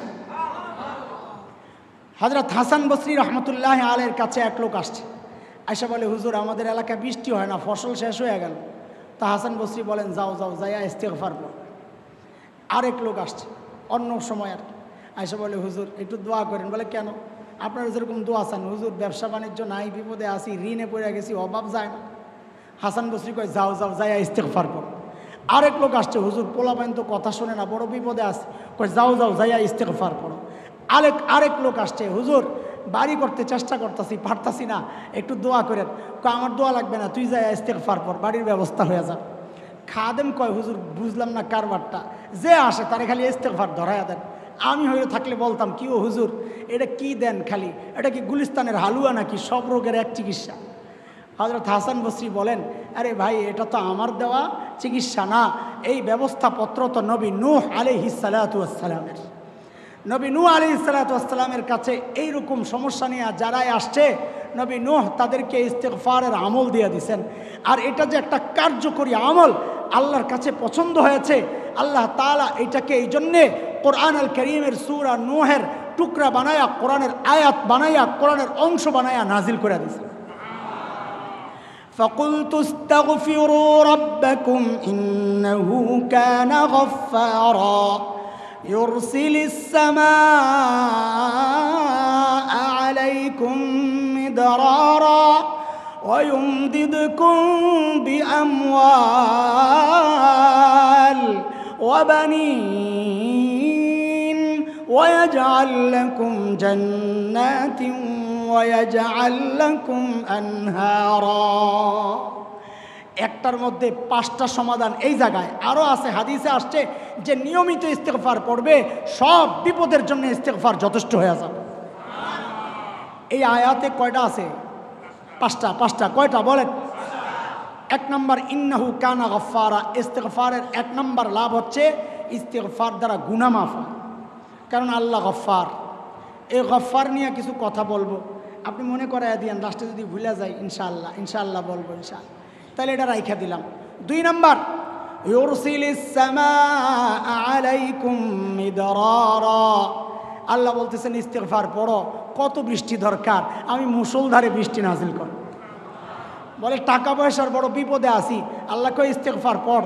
ওয়ুমদিদকুম বিআমওয়াল, মালে বরকত আমি দিব, তুই ইস্তেগফার কর। কারণ ওই যে ইস্তেগফার দিয়া ফুটা বন্ধ করি তো আল্লাহ রিজিক দিয়ে দেন। রিজিক কমে যাওয়া এটাও তো একটা আযাব, তো এই রাস্তা বন্ধ করলে আযাব বন্ধ, মানে রিজিকের বরকত হয়ে যাবে, হিসাব তো সোজা। হ্যাঁ, বলে বাড়িঘর তো নাই, বিপদে আছে, সন্তান অবানিন, সন্তানের ঝামেলাও ইস্তেগফার দিয়া কাটানো যাবে। বলে বাড়িঘর তো নাই, খালি বাড়িনি নাই, তুই ইস্তেগফার পর, একটা বাগান বাড়ি, লেকওয়ালা, পুকুরওয়ালা, এইরকম সুন্দর বাগানওয়ালা, পুকুরওয়ালা বাড়ি আল্লাহ তোর বানায় দেবে। রয়ে গেছে একটার কথা, ইন্নাহু কানা গফফার। ইস্তেগফার পড়লে আল্লাহ গুনাহ মাফ করে দেন, আল্লাহ গুনাহ মাফ করে দেন। আমার মালিকের নাম তো গফফার। আরে ভাই, আমরা আমাদের মালিকের নাম না জানার কারণে অনেক কিছু থেকে বঞ্চিত। আল্লাহর সাথে সম্পর্ক দূরত্ব দুর্বল হয়ে যায় শুধুমাত্র রব না চেনার কারণে, মালিক না চেনার কারণে। এই যে মালিক বলতেছি, মালিক চেনেননি আপনারা? মালিক চিনি না, যার কারণে আল্লাহর সাথে সম্পর্ক দুর্বল। নামাজে তো ঠিকই পড়ি, আলহামদুলিল্লাহি রাব্বিল আলামিন আর রহমানির রহিম মালিকি ইয়াউমিদ্দিন পড়েন না? অথচ জিজ্ঞেস করলে দেখা যাবে মালিক চিনে না। বলেন তো মালিকি ইয়াউমিদ্দিন মানে কি? মাশাআল্লাহ, বিচার দিবসের। আচ্ছা এবার কর, যিনি বিচার করবেন কে? তো যিনি বিচার করেন তারে মালিক বলে না বিচারক বলে? আমাদের কোর্টে কি বলে, মালিক বলে না বিচারক বলে? বিচারক বলে। তো এটাই তো স্বাভাবিক। তো আল্লাহ নিজের বিচারক না বইলা মালিক কেন বললেন? কারণ হলো মালিক আর বিচারকের মধ্যে কাজী, এমন না বিচারকের কোনো আরবি শব্দ নাই, আছে তো, কাজী আছে, হাকিম আছে। তো আল্লাহ তাআলা নিজের কাজী হাকিম না বইলা মালিক কেন বললেন? কারণ এগুলোর মধ্যে পার্থক্য আছে। আল্লাহু আকবার, আল্লাহু আকবার। বলে কি পার্থক্য? বলে বুঝো, যেমন এই টুপির মালিক আমি। আচ্ছা আমি যদি টুপিটা ফালাই দিই, কারো কিছু বলার আছে? কাউরে দিয়ে দিলে বলাস, 10 টাকায় বিক্রি করলে কেন? আমি মালিক, আমার যা ইচ্ছা আমি করুন, তোর কিরে? কোর্টে যিনি বিচার করেন, আমাদের আদালতে যারা বিচার করেন, তারা সংবিধান অনুযায়ী বিচার করেন না মন মতো বিচার করেন? সংবিধানের ধারা অনুযায়ী বিচার করতে হয়। মন মতো বিচার করলে চাকরি থাকবে না। কথা ঠিক কিনা? আল্লাহ তাআলা নিজেকে বিচারক না বইলা মালিক কেন বললেন? বান্দারে তোরে বাঁচায়া দিলাম। কেন? আমি যদি বিচারক হয়ে যাই তুই বাঁচতে পারবি না, কারণ তখন সিস্টেম মতো বিচার হবে। নামাজ পড়স নাই, আমি বলবো যা সোজা জাহান্নামে যা। রোজা রাখস না, আমি বলবো যা সোজা জাহান্নামে যা। কিন্তু বান্দারে আজকে তো আমি বিচারক না, আজকে আমি মালিক। মালিকের কোনো সিস্টেম চলে না, যা ইচ্ছা তাই করতে পারে। সারা জিন্দেগি এক ওয়াক্ত নামাজ পড়স নাই, আমি যেহেতু মালিক, আমি চাইলে জীবনের সব গুনাহ মাফ কইরা তোরে জান্নাত দিয়া দিতে। এই জন্যে আল্লাহ নিজের কি বলেন নাই? বিচারক বলেন নাই, কি বলছেন? আহা, প্রত্যেকটা আল্লাহর প্রত্যেকটা নাম এইরকম চিন্তা করে করে পড়বেন, দেখবেন মালিকের সাথে কি মহব্বত তৈরি হয়ে গেছে। আমার মালিকের এক নাম গফফার। বলে গফফার কাকে বলে? আল্লাহু আকবার। অর্থ না বললাম ক্ষমাশীল। দুনিয়ার মানুষ অপরাধীকে খোঁজে শাস্তি দেওয়ার জন্যে, গফফার ওই সত্তার নাম যিনি অপরাধীদেরকে খোঁজেন মাফ করার জন্যে। প্রত্যেক দিন শেষ রাতে ওই শেষ আসমানে নেই মাশাআল্লাহ ডাকতে থাকেন, আলা মিন মুস্তাগফিরিন ফাগফির আলাহ। এ কে কে গুনাহ করছস, আয় জলদি আয়, আমি আসছি তোরে মাফ করার জন্য। তুই মাফ চা, আমি মাফ করে দিব। একজন মনে মনে চিন্তা করতেছে কত আর মাফ করবে, গুনাহ তো অনেক, কত মাফ করবে। বলে দুইটা কথা শোনেন, আল্লাহ কত মাফ করবেন। শয়তান যখন আল্লাহকে চ্যালেঞ্জ করেছে, সূরা আরাফ আয়াত 16, قال فبما أغويتني لأقعدن لهم صراطك المستقيم। আল্লাহ আমি আপনার বান্দারে গোমরাহ করতেই থাকবো, করতেই থাকবো, করতেই থাকবো। আল্লাহ বলেন এই তুই কি বললি রে? ওই শয়তান, আল্লাহর বলার ঢংটা এমন, শব্দগুলা না, আবার শব্দ খুঁজেন না, আল্লাহর বলার ঢংটা এমন। এই তুই কি বললি রে শয়তান? কয় আপনার বান্দারে গোমরাহ করতেই থাকবো, করতেই থাকবো, করতেই। কয় তোর কথা কি শেষ? হ্যাঁ আমার কথা শেষ। কয় তোরটা শেষ হইলে এবার আমারটা শোন, তোরটা শেষ হইলে আমারটা শোন। তুই আমার বান্দারে গোমরাহ করতেই থাকবি, করতেই থাকবি না, আমিও আমার বান্দারে মাফ করতেই থাকবো, করতেই থাকবো। বলে কত করবে? বলে তুই এমন করস কেন? তোর গুনাহ করার শক্তি কি আমার গফফার গুণের শক্তির চেয়ে বেশি রে বান্দা? তুই কত গুনাহ করছস রে? কয় করছি অনেক। কয় কত? ক। তো হিসাব দেওয়া শুরু করছে। আল্লাহ কয় ধুরো তুই আরও ক। বলার ঢং এগুলা, শব্দগুলা নাই। কয় আমি একবারে তোরে জানাইয়া দিই তোর গুনাহটা কত পরিমাণ হইলেও আমি মাফ করব। কয় তোর গুনাহ যদি গোটা দুনিয়াটা ভরতে ভরতে ভরতে ভরতে 1000 কোটি মাইল দূরে নক্ষত্র গবেষণা করে বাইর করছে, কিন্তু আসমান কত দূরে কেউ বলতে পারে না। আল্লাহ বলেন বান্দারে তোর গুনাহ গোটা দুনিয়াটা ভরতে ভরতে ভরতে ভরতে যায়া যদি আসমানের সাথে যায়া ঠেক দেয়, তো আমি যেহেতু গফফার লা উবালি, শুন শুন বান্দা, আমার কোনো পরোয়া নাই, তুই খালি মাফ চা, একবার খালি মাফ চা, আমি তোর সব গুনাহ একবারে মাফ করে দেব। এখন অনেকের চিন্তা, গুনাহ করলাম 80 বছর, একবারে মাফ। হায় মালিক, তুমি গফফার চিনো নাই, গফফার চিনো নাই। এখন বুঝানো আরও সোজা আমাদের জন্য। ইন্টারনেটের যুগ, কম্পিউটারের যুগ। কম্পিউটারে বৈশা বৈশা আপনার দায়িত্ব হইল নাম লেখা, খালি নাম লেখা, নাম এন্ট্রি করা। বছরে কত নাম এন্ট্রি করতে পারেন? বছরে আপনি ধরেন 100 কোটি নাম এন্ট্রি করতে পারেন। তো 100 কোটি নাম এন্ট্রি করে করে 100 কোটি কত হয়? 100 কোটি নাম এন্ট্রি করতে করতে 50 বছরে 5000 কোটির মতো হবে নাকি? না আরও বেশি হবে। 50 বছরে নাম এন্ট্রি করছেন 5000 কোটি। কত কোটি? 5000 কোটি নাম লিখতে লাগছে কয় বছর? 50 বছর না? এই বলেন বলেন, কথা বলেন। 5000 কোটি নাম লিখতে কয় বছর লাগছে? কথার কথা 50 বছর লাগছে। এখন আপনার ডিলেটের প্রশ্ন আসছে। অনেক রকম সূরত আছে। একটা নাম ডিলেট করতে চান তো সিস্টেম কি বলে? একটা টিপ দিয়া ডিলেট টিপ দাও, একটা গায়েব। কয় 10টা নাম ডিলেট করতে চাই, বলে তো 10টা টিপ দিয়া ডিলেট টিপ দাও, 10টা গায়েব। কয় না না, আমি সব মুছতে চাই। কয় তাহলে ডিলেট টিপ দিলে দেখবে একটা লেখা আসে অল ডিলেট। কি আসে? All delete. কয় তুমি অল ডিলেটে টিপ দাও, ওকে টিপ দাও, একবারে সবটি যাবে না, কিছু থাকবে? লেখছেন কয় বছর লাগায়া? কয় বছর লাগায়া? 50 বছর লাগাইয়া লেখছেন, ডিলেট করতে লাগছে কয় টিপ? অল ডিলেটে খালি টিপ মারছেন, 50 বছর যা কামাইছেন সব মাফ। আরে সব ডিলেট হয়ে গেছে, সব কি ডিলেট হয়ে গেছে। আরে দোস্ত কেন বুঝো না? আমার আর তোমার হাতের বানানো কম্পিউটারে যদি এক টিপ দিয়া 50 বছরের কাজ সব ডিলেট করা যায়, সব মুছা যায়, তো আমার আর তোমার আর মালিকের ক্ষমতা কি তার চেয়ে দুর্বল? মালিক কি পারেন না আমাদের আমল নামার মধ্যে, গুনার আমল নামার মধ্যে একটা অল ডিলেটেড টিপ দিতে পারেন না? মালিক পারেন কি পারেন না? মালিক বলেন আরে আমি তো দেই, তুই ডাক দে, বলস না। নবী বলেন আরে আল্লাহ তো অল ডিলেটে টিপ দেওয়ার জন্য অপেক্ষায় আছে, তুই ডাক দে। বলে অল ডিলেট হয়ে যাবে? আল্লাহর কাছেও কি অল ডিলেটের সিস্টেম আছে? বলে হ্যাঁ আছে। বলে কই পাইছেন? হাদিসে আসছে। আমরা বানায়া কথা কেন বলবো তোমাকে? হয় কোরআনের সূত্রে বলবো অথবা হাদিসের সূত্রে বলবো। আল্লাহর নবী বলেন আত্তাইবু মিনাজ যামবি কামান লা যামবা লাহ। একজন তওবাকারী আল্লাহর কাছে এতটা পরিষ্কার পবিত্র হয়ে যায় যেন তার ওই আমল নামায় কোনো গুনাই জমা পড়ে নাই, জিন্দেগিতে যেন সে একটা গুনাও করে না।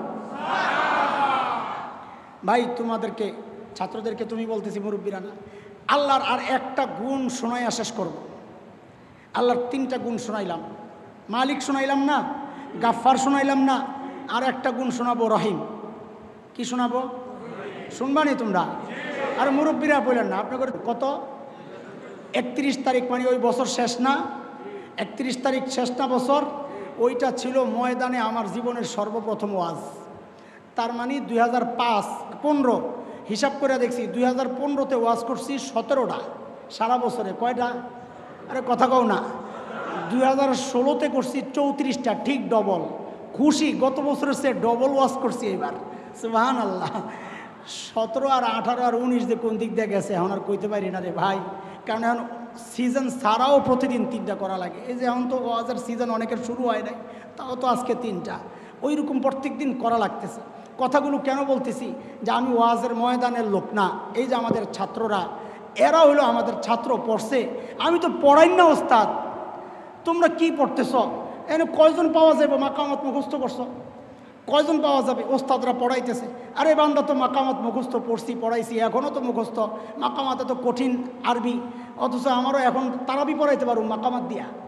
আলা আন্নি ওয়া ইন আগমাদানি আল ফাতিনুল মুতাগাবি ওয়া নাদাহা আন্নিল মুহিব্বুল মাহাবি লা আকাদু আখলুসু মিন গুমরিন জাহিল আও জি গিমরিন মুতাজাহিল ইয়াদউ আন্নি লিহাযাল ওয়াদঈ ওয়া ইউনাদ্দিদু বিআন্নাহু মিন মানাহিয়াশ শারঈ ওয়া মান নাকাদাল আশিয়া'a বিআইনিল মাকুলি ওয়া আন'আমান নাযামা ফি মাবানিল উসুল নাযামা হাযিহিল মাকামাত ফি সিলকিল ইফাদাত ওয়া সালাকাহা মাসলাকাল মাওদুআতি আনিল আজমাওয়াতি ওয়াল জামা। আমি তারাবি পড়াইতে পারবো মাকামাত দিয়া। তোমরা কি পড়ছো মিয়া? নিচের কিতাব পইরা তো আর পড়াইও নাই। সেই যে তাইসির পড়ছি সেই তো 1988-89 সরে, এখনও মাছদার টান দিলে গড়গড়ায় মুখস্থ। আরবি সফাতুল মাসাদের পড়ছি তো পড়ছি, আন্নাসর মদ করনা আল খুরুজ নাখাল না দুখুল দাখলুন আল কৌদু বেটনা তলব তলব করনা আল হারবু বাগনা আল হারসু খেতি করনা সাতর ছোপান আল মাতর মেবর আল খুরুদ হামেশা রানা আল্লাহ সুছনা। এখন তো তোমরা বাংলায় পড়ো, আমরা উর্দুতে পড়তাম আর কি। নাওমির মুখস্থ আগা করা করছি, এখনও টান দিলে আগার থেকে মাথায় যাবো। বেদান সাল্লাল্লাহু তাআলা কে মুখতাসির মজবুত ইলমিন আমরা মুফতাদিদ বাযে মুফরাদাতুল লুগাত অজবতে মুহিম্মদ তাসরিফ আসর বে কাফি তারবার আরবি রানামায়াত অবজুদ দরমারিওতি রবনা সাউদ খানদান তাওনাইদাত বিতৌফিকিল্লাহ তাআলা ওয়া আনি সবিনা পড়তে পারুন নাওমির দিয়া। আমার তো সব কিতাব আমি এমনি পড়ছি। হ্যাঁ, আমি তো ওয়াজ এই ময়দানের লোক না, আমি তো কিতাবের লোকের ভাই। কথাগুলো বলতেছি যে শব্দ এইভাবে তাহকিক কইরা কইরা ভিতরে যদ্দূর ঢুকা যায় অদ্দূর ঢুকবা, তাইলে এলেম কাজে আসবে, কাজে আসবে, নাহলে কোনো ময়দানে কাজে আসবে না। ওয়াজের ময়দানেও যায় কিস্সা কইয়া সময় কাটাইতে, একটা কিস্সাও কইছি নি হাদিসের কিস্সা কওয়া ছাড়া। হ্যাঁ, বসে বসে গান বলতে হবে, হিন্দি গান শোনাইতে হবে পাবলিকরে, আজান শোনাইতে হবে, মক্কা মদিনার আজান। বেটা তোরে মক্কা মদিনার আজান শোনার জন্য তোরে আনা লাগে একটা ভালো মুয়াজ্জিন আনলেই হয়। আজীব অবস্থা। লা হাওলা ওয়ালা কুওয়াতা। আর একটা শব্দ করে শোনায় যায়,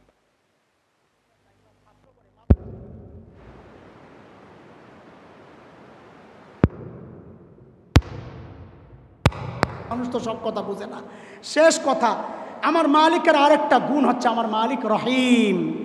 কি? এইটা বলে শেষ করবো ইনশাআল্লাহ। বলে রহিম চিনুনি তোমরা? রহিম ওই সত্তাকে বলে যিনি যতটুকু প্রাপ্য একজন মানুষ, যতটুকু পাওয়া দরকার তার চেয়ে বাড়াইয়া দেন যিনি। রহিম মানে যিনি বোনাস দেন, সোজা কথা, যিনি কি দেন? বোনাস দেন।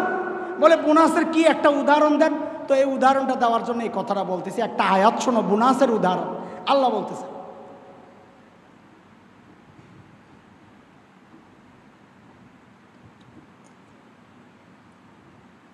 মালিক বলেন, ইল্লা মান তাবা ওয়া আমানা ওয়া আমিলা আমালান সালিহা ফাউলাইকা ইউবাদদিলুল্লাহু সাইয়্যাতিহিম হাসানাত ওয়া কানাল্লাহু গফুরার রহিম। ওয়াকানাল্লাহু গফুরার রহিমা। এখানে আল্লাহর কয়টা গুণ বর্ণনা হয়েছে? কয়টা? কথা বলে না? দুইটা, একটা গফুর আর একটা গফুর আর একটা। তো গফুর তো এতক্ষণ চিনলাম, গফার গফুর একই কথা। গফুর তো এতক্ষণ চিনলাম যে যিনি সব সাফ করে দেন, যার কাছে চাইলে তিনি সব সাফ করে দেন। আল্লাহ এই জায়গায় আরেকটা গুণ বললো যে আল্লাহ রহিম। হ্যাঁ, এটাই তো রহিম হইল যিনি বোনাস দেন। তুমি তওবা করছো? হ্যাঁ। নেক আমল শুরু করছো? হ্যাঁ। তো আল্লাহ কয় আমি তো গফুর, সব মাফ করে দিলাম। আমি কিন্তু আল্লাহ গুমর জানি। বলে কি জানোস? আপনি তো রহিম, বোনাস তো রয়ে গেছে, আমারে বোনাস দেন। তোরে বোনাস দেওয়া লাগবো? হ্যাঁ। তা আল্লাহ কি বোনাস দিবি? তো শোন, আমি বোনাস দেই। ফাউলাইকা ইউবাদদিলুল্লাহু সাইয়্যাতিহিম হাসানাত। গফুর দিয়া মাফ করছি। রহিমের বোনাস হইল যেই কটা গুনাহ করছিলি ওই কটা নেকি তোর আমল নামায় ঢুকাইয়া দিলাম। এই জন্যে বুঝানোর জন্যে বলি, রহিমের অর্থ বুঝানোর জন্যে বলি, অপরাধী যত বড় অফার তত বড়। বলো আমার সাথে, অপরাধী যত বড়, বলো বলো, অপরাধী যত বড়। মানিটা কি একটু বুঝাই দিই, শেষ কথা। ধরো আমার পাশে মুরব্বী বসে আছে, গত 1 মাসে কথার কথা 100 গুনাহ করছে। কথার কথা, এটা বাস্তব মনে করো না। 100 গুনাহ করছে। হঠাৎ দিল চেঞ্জ হয়ে গেছে, কান্নাকাটি শুরু করছে, আল্লাহ মাফ করে দাও। তো নেক আমল শুরু করছে, মাফ হয়েছিনি? কথা বলে না? আমল নামায় নেক 100 গুনাহ আসেনি? কয় আছে। আরে তওবার কারণে 100 গুনাহ মাফ হয়েছে না? এতটুকুই শেষ। আয়াত দ্বারা কি বুঝলা? 100 গুনাহ মাফ হয়ে আর কিছু হয়েছিনি? কাম কি হয়েছে? নেকি ঢুকছে কয়টা? 100। ধরো আমাদের এই নারায়ণগঞ্জের সবচেয়ে বড় অপরাধী সারা জিন্দিগিতে গুনাহ করছে 1000 কোটি। কত? সংখ্যাটা কত? তোমার লাগলে তুমি আরও বাড়াই এলো, আমি 1000 কোটি কইলাম বোঝানোর জন্যে। 1000 কোটি। হঠাৎ দিল পাল্টায় গেছে, তওবা করছে আল্লাহর কাছে, নেক আমল শুরু করছে, সিল্লায় চলে গেছে, অথবা মাদ্রাসায় ভর্তি হয়ে গেছে, অথবা কোন আল্লাহওয়ালার খানকায় চলে গেছে, নিজের জীবন অক্ষ ভালো আমল শুরু করছে। এটা শর্ত, এটা শর্ত। ওয়ালাম ইউসিররু আলা মা ফাআলু, অন্য আয়াতে আসছে। গুনাহ বারবার করে না, ছেড়ে দিস, নেক আমল শুরু করছে। তো এবার আয়াত দ্বারা তোমরা কি বুঝছো বলো? তার 1000 কোটি গুনাহ মাফ হয়েছে নি না রয়ে গেছে? তো গুনাহ মাফ হয়েছে তো গফফার দিয়া, রহিম না রয়ে গেল বোনাস। নেকি ঢুকছে কত? ওনার ঢুকছে কত? 100। এর ঢুকছে কত? হায় হায়, ওনার যে কম, ওনার গুনাহও কম। অপরাধী ছোট, অফারও ছোট। অপরাধী বড়, অফারও বড়। আল্লাহু আকবার। রহিম মানে কি? কয় রহিম মানে হইল বোনাসের অফার। কিসের বোনাস? অপরাধী যত বড়, অফার তত বড়। বলে এটা কিসের তর্জমা করলেন? আয়াতের তর্জমা, ইল্লা মান তাবা ওয়া আমানা ওয়া আমিলা আমালান সালিহা ফাউলাইকা ইউবাদদিলুল্লাহু সাইয়্যাতিহিম হাসানাত ওয়া কানাল্লাহু গফুরার রহিমা। ইস্তিগফার করে আযাবকে ঠেক দিব, জাহান্নামের আযাবকেও ঠেক দিব, দুনিয়ার আযাবকেও ঠেক দিব, জাহান্নামের আযাবকেও ঠেক দিব। ইনশাআল্লাহ দিব, ইনশাআল্লাহ। কালকা থেকে ইনশাআল্লাহ। কবে থেকে? আরে ভাই কালকা তুমি বাঁচবানি। এক সাহাবীরে জিজ্ঞেস করছেন, নবী তোর হায়াত কি বল? ইয়া রাসূলুল্লাহ, যখন নামাজে দাঁড়াই তো মনে হয় যেন এটা আমার জীবনের শেষ নামাজ। আরেক সাহাবীরে জিজ্ঞেস করছেন, তোর হাল কি বল? বলে ইয়া রাসূলুল্লাহ যখন না প্রথমজন বলছেন ইয়া রাসূলুল্লাহ সকালে যখন উঠি তো বুঝি আমার জীবনের শেষ দিন, এটা আমার জীবনের শেষ দিন।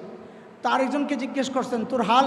বলে ইয়া রাসূলুল্লাহ নামাজে যখন দাঁড়াই তো মনে হয় যেন এইটাই আমার জীবনের শেষ নামাজ। তো আল্লাহ রসুল বলেন আমারটাও শোনো, আমি নামাজে যখন সালাম ফিরাই তো আমার কাছে মনে হয় না জানি দ্বিতীয় সালামের সুযোগ আমি না পাই। নবীর হাল শোনাইতেছি। এই জন্য ইমাম গাজালি বলেন কি জানো, হায় এই যে মজলিসে এত মানুষ, কে জানে তার কাফনের কাপড় কোনো দোকানে চলে আসছে।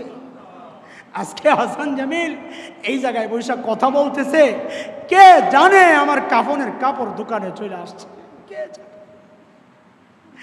এই জন্যে আর দেরি নাই, ভুল হয়ে গেছে, বাস হয়ে গেছে, আর দেরি নাই, ভুল থেকে ফেরত আসতে হবে ইনশাআল্লাহ। কখন? এই মুহূর্ত থেকে ইনশাআল্লাহ তওবা করে গুনাহ সব মাফ করাইয়া বাড়ি যাবো ইনশাআল্লাহ, ইনশাআল্লাহ।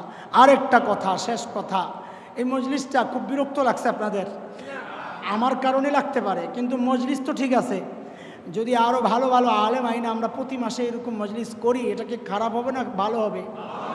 আমাদের দরকার আছে কি না এরকম? মোবাইল চার্জ শেষ হয়ে যায়, আপনার দিলের চার্জ শেষ হয় না? কি মনে হয়? শেষ হয়, শেষ হয়। এটা চার্জ দেওয়া দরকার, মাঝে মাঝেই দেওয়া দরকার। হ্যাঁ, এই জন্যে আমরা চাই। মোতায়েম সাহেব কই? মোতায়েম সাহেব কই? আরে দেখছেন মোতায়েম সাহেবের কি পেরেশানি, পেরেশানি, এটা মাইনে নিতে হবে, পেরেশানি। আপনারা তো বয়ান শুনতেছেন, কত মজার মজার আওয়াজ শুনতেছেন, কিন্তু যে লোক এটা আয়োজন করে তার তো মাথা খারাপ। কোন মেহমান কেমনে বিদায় করবে, কোন মেহমান রে খাওয়াইবে, আরে মাইক ঠিক আছে কিনা, ওইটা ঠিক আছে, কারণ একটু কিছু হইলে তো বকবে নাই বেটারে, ঘুম নাই কয় রাত যায় খবর লইয়া দেখেন। যাই হোক, মোতায়েম সাহেব হুজুরের কাছে আমার এই দাওয়াতটা পৌঁছায় দেবেন যে হুজুর বইলা গেছেন কমিটির সাথে বৈশা প্রত্যেক মাসে যেন একটা মজলিস হয়, যাকে হোক, যে কোনো এক আল্লাহর বান্দার সাথে মাসিক যোগাযোগ করলে, অবসর টাইম যখন থাকে, বিশেষ করে ওলামায়ে কেরামের, আমরা যোগাযোগ কইরা সারা বছরের লিস্ট বানায় নিব। জানুয়ারিতে ওই বুজুর্গ, ফেব্রুয়ারিতে ওই বুজুর্গ, মার্চে ওই বুজুর্গ, পুরা 12 মাসের লিস্ট বানায় নিব। হুজুর আপনি আস্তে আস্তে আসেন, 12 মাসের লিস্ট বানায় নিব। বলতেছিলাম মাওলানা আমার তো খুব ভালো লাগতেছে, এই নুরানি পরিবেশ, এত সুন্দর মসজিদ, এত সুন্দর মাদ্রাসা, এত সুন্দর মাঠ, আরও সুন্দর আপনার অফিস, জানি না এরপরে খাওয়ানোর কী অবস্থা। আল্লাহু আকবার, এত সুন্দর জায়গা, এই জায়গায় একটা প্রতি মাসে একটা মজলিস হইতে পারে না? তো জরুরি দরকার হলে আপনি কেন করবেন না বলেন? করা লাগবে ইনশাআল্লাহ, ইনশাআল্লাহ। না যে আবদার করলেন হুজুর একবার না,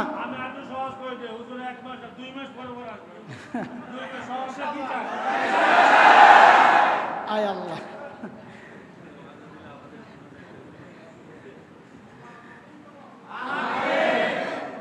আল্লাহ তাআলা এই মজলিসকে কবুল করেন। আল্লাহ আমাদের দিলগুলোকে পাল্টায়া দেন, আল্লাহ ওয়ালা বানায়া দেন, আল্লাহ ওয়ালা বানায়া দেন, গুনাহমুক্ত জীবন বানায়া দেন, সুন্নত দ্বারা জীবনকে সাজানোর তৌফিক। আমিন আমিন। সুবহানাল্লাহি ওয়া বিহামদি, সুবহানাকাল্লাহুম্মা বিহামদিক, আশহাদু আল্লা ইলাহা ইল্লা আনতা আস্তাগফিরুকা ওয়া আতুবু ইলাইক। কিছু বলবেন? দুরূদ শরীফ পড়ি। আল্লাহুম্মা সাল্লি আলা কামা সাল্লাইতা